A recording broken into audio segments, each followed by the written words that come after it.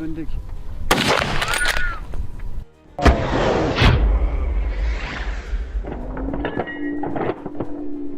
Arkadaki. Yol.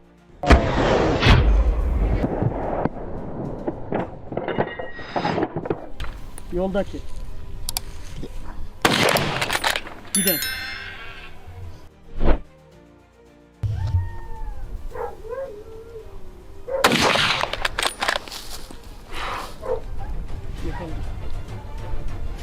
We set out before dawn, boots sinking into frost-crisp grass, heading for a stretch of riverbank where tracks have been fresh for days. The river cut a ribbon of silver through the valley, and as the light rose, we could see where wallows had been churned up and where boars had slipped in. The dogs nosed along the edge, suddenly alert, and then the first shape burst into view, massive, dark, moving with purpose. The shots rang out, and the river answered with splashes as animals tried to flee through the current. We hauled one ashore, checked it, and kept going. The rest had melted into the trees. Have you ever had a river hunt go exactly as planned? Or did the water always throw you a curveball? Tell me in the comments. If you like these kinds of real field stories, subscribe so you don't miss the next one.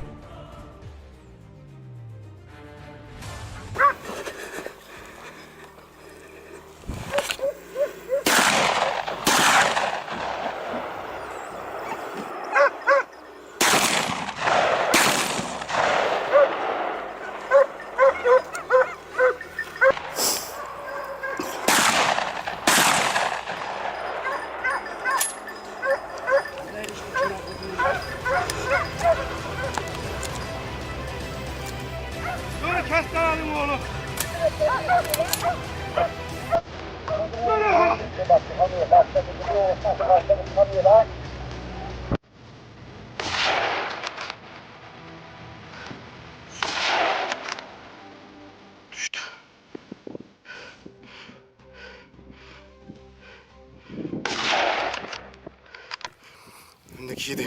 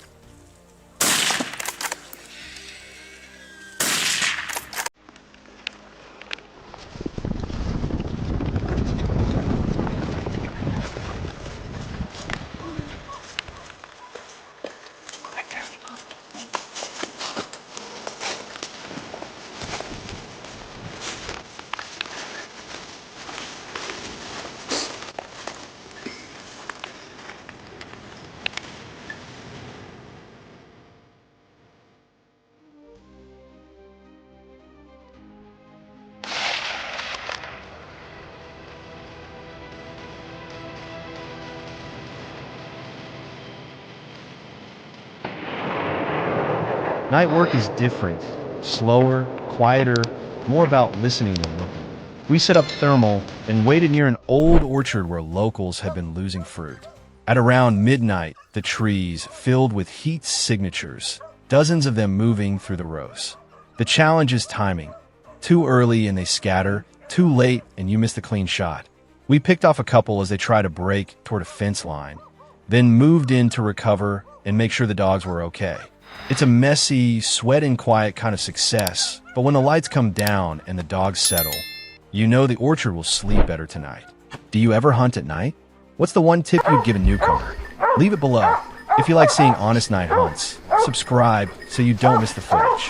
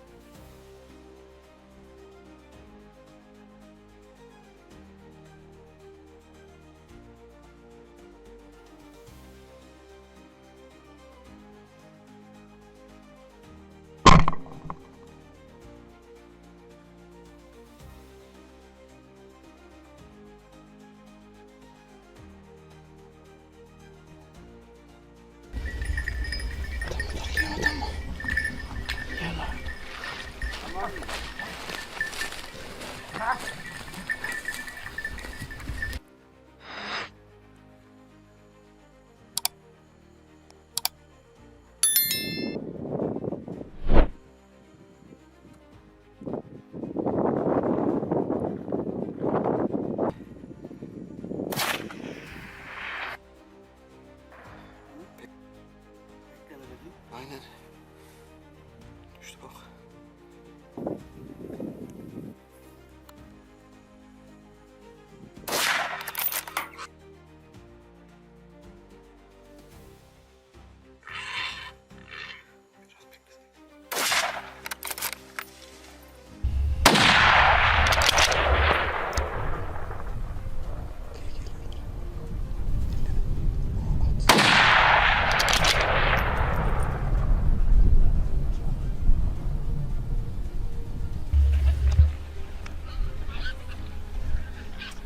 Hangisini?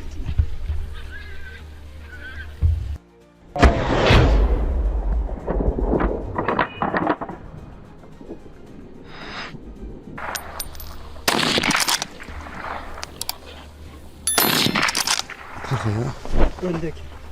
Öndekini boş ver.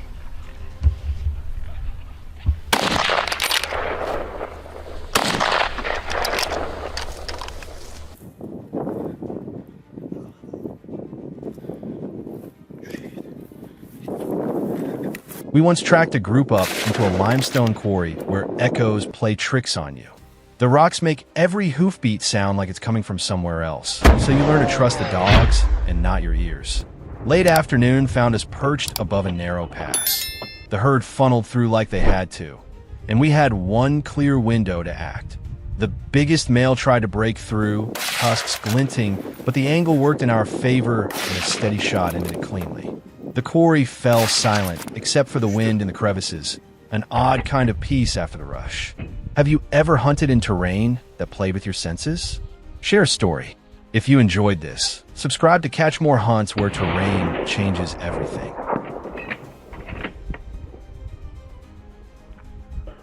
Ocağa yazar bu.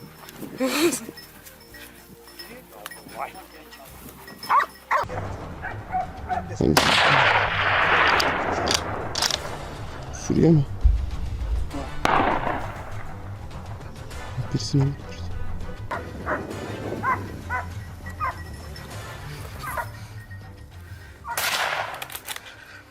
Biri düştü.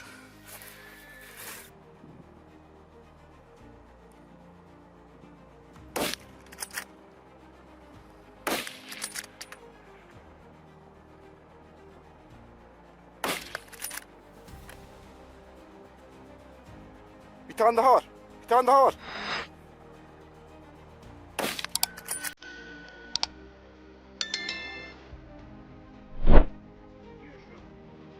Gidemez o, gidemez.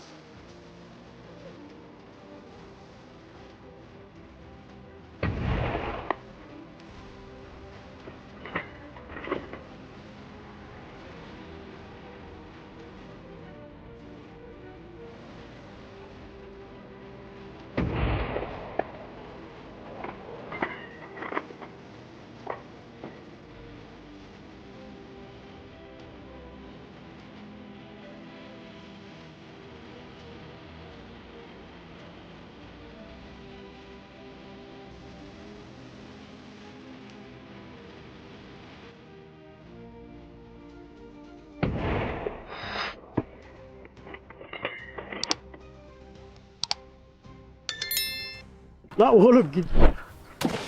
Şöyle atsana la. Lan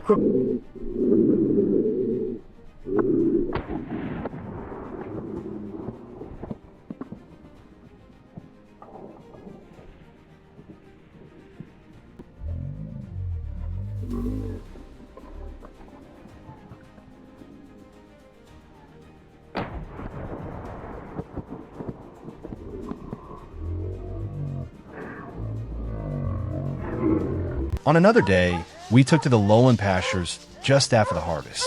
Stubble makes noise underfoot and gives away movement, so we split up and used the dog line to push slowly across the field. For 20 minutes, nothing happened. Then the ground a few hundred meters ahead shuddered as a whole family erupted from the corn stubble and poured into the open. It was fast and chaotic. Some bolted and were trapped in the open. Others ducked back into cover. We took a few clean shots, then followed the scent to make sure we hadn't left anything wounded. By the time the sun had climbed properly, the farmer was able to breathe a little easier. Do you prefer tight field chases or wide open pushes? Drop a line below. If this kind of action is your thing, hit subscribe and join us on the next run.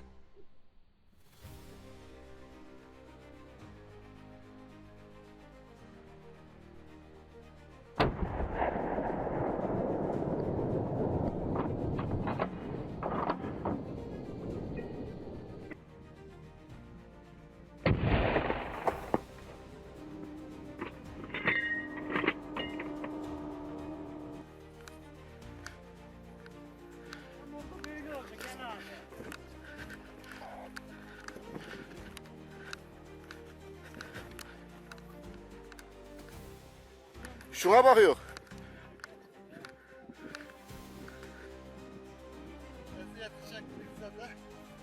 Felaket bir şey.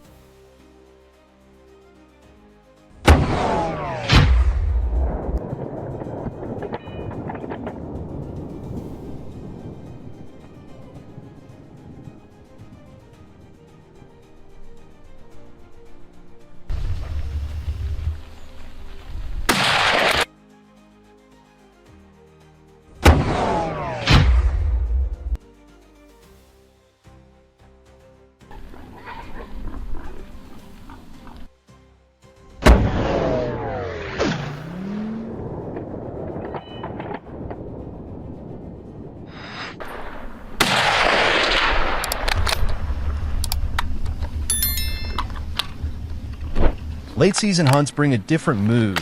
Cold hands, heavy jackets, and boars packing on weight. We chased one such group along a hedgerow that borders a patchwork of small buildings. The scent trail ran heavy and the dogs were relentless, cutting across fields and through narrow gullies. One boar ran hard and tried to turn back into cover, but misjudged the fence. 2 quick shots, and it was over. It's never about numbers only. Each animal you drop is part of a balance that helps those farms keep going through the lean months. What's been your hardest late season hunt? Tell us the details in the comments. If you want more raw, field level hunts like this, subscribe and stick around for the next one.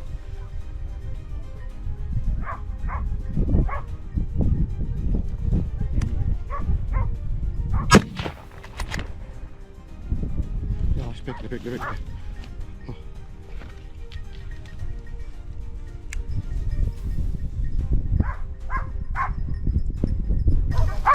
Arada. Tamam.